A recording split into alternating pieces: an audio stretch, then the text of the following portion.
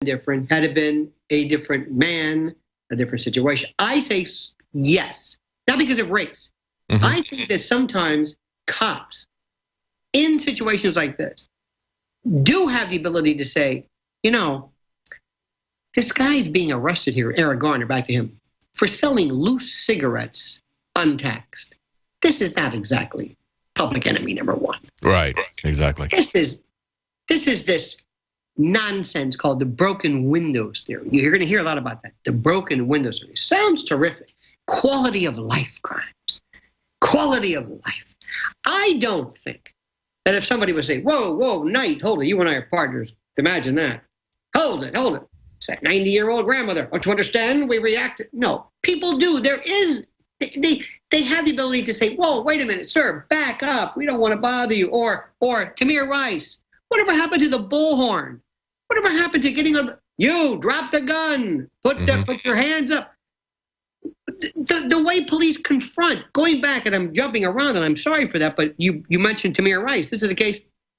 If you and I were partners, I would say, why are we driving up to this person that we think has a gun? Why don't we maintain a safe distance, call for backup? What's the hurry? He's by himself. Let's use this. I don't understand the immediacy.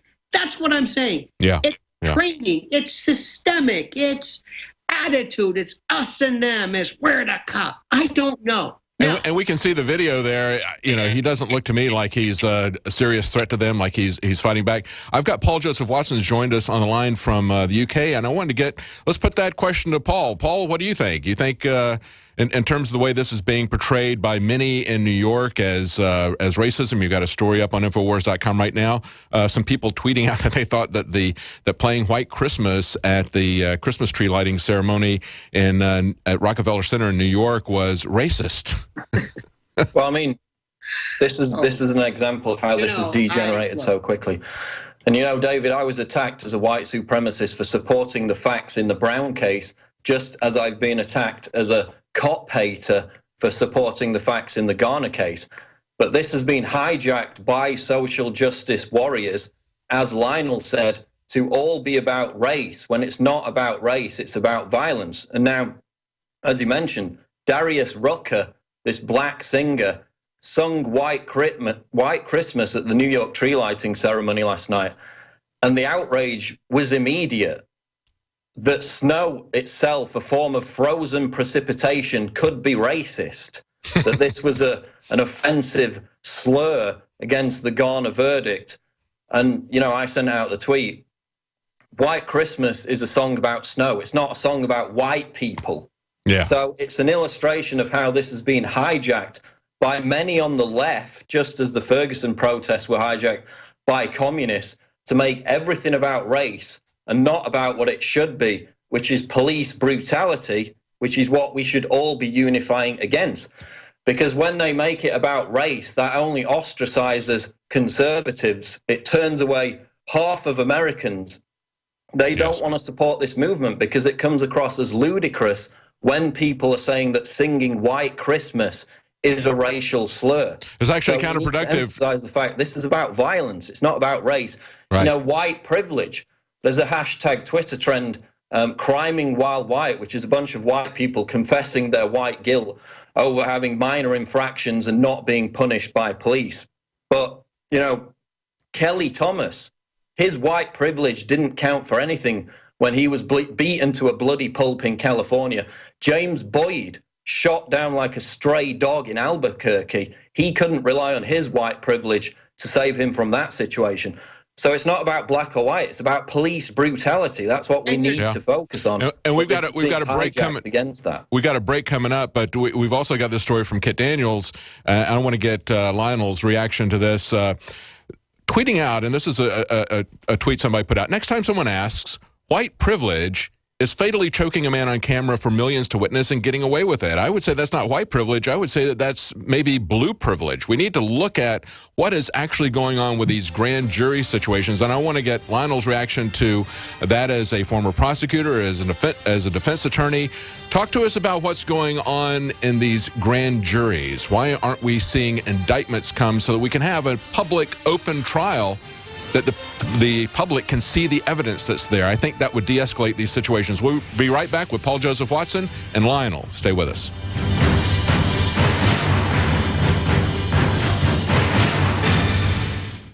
Are you happy doing your laundry with perfume detergents that irritate your skin? Are you happy washing your hands with stinking fragrances that gives your skin rashes? Are you happy paying new, higher prices for smaller boxes?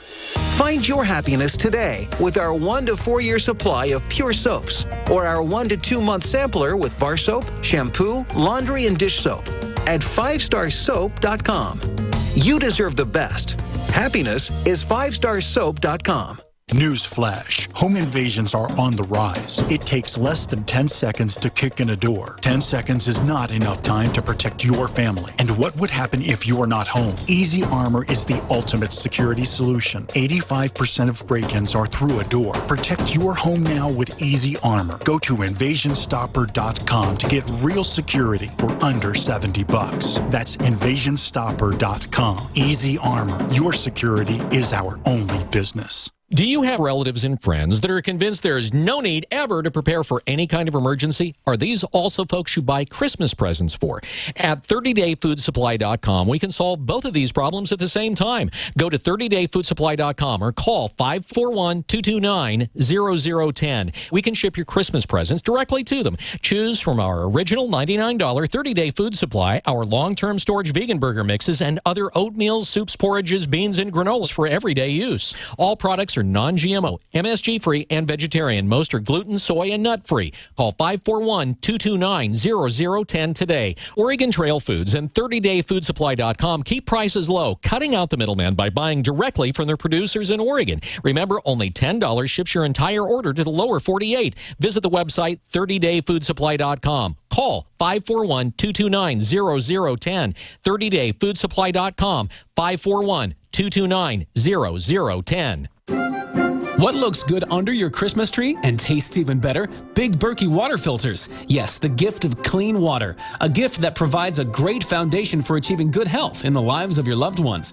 A Big Berkey water filter gives them protection from bacteria, heavy metals, chlorine, fluoride, pesticides and herbicides, VOCs, and more. And best of all, a Big Berkey water filter is a gift that lasts for many years with no additional investment. And that saves time and money in filter replacements that other water filters require and are even powerful enough to purify treated, untreated, or even stagnant pond water. As always, all orders over $50 are shipped free, and GCN listeners get 5% off all ceramic filter systems. Order online at BigBerkeyWaterFilters.com, spelled Big, B-E-R-K-E-Y, waterfilters.com, or call 877-99-BERKEY. That's 877-99-BERKEY. Gift well this Christmas. Give a Big Berkey water filter. Managing your business and customers isn't easy, huh? SnapForce Customer Relationship Software may be just what you need. SnapForce CRM is a software solution that helps you manage everything important about your customers, from sales to marketing to service and support. All of your customer information is right there at your fingertips for easy access. It's time to take control of your business in a snap. Get your free trial at snapforce.com. That's SNAPFORCE.com. Snapforce.com. Silver has always been nature's very own antibiotic, and only one system allows you to generate an endless supply of natural silver solutions. Silverlungs.com. You'll find no wild claims or pseudoscience, just a lifetime of nano-sized pure silver solutions. The Silver Lungs generator allows you to make your own, so stop paying for silver solutions. The unique lung delivery system targets respiratory infections where other silver solutions simply cannot reach. See the Silver Lungs generator and lung delivery system at silverlungs.com. That's silverlungs.com. In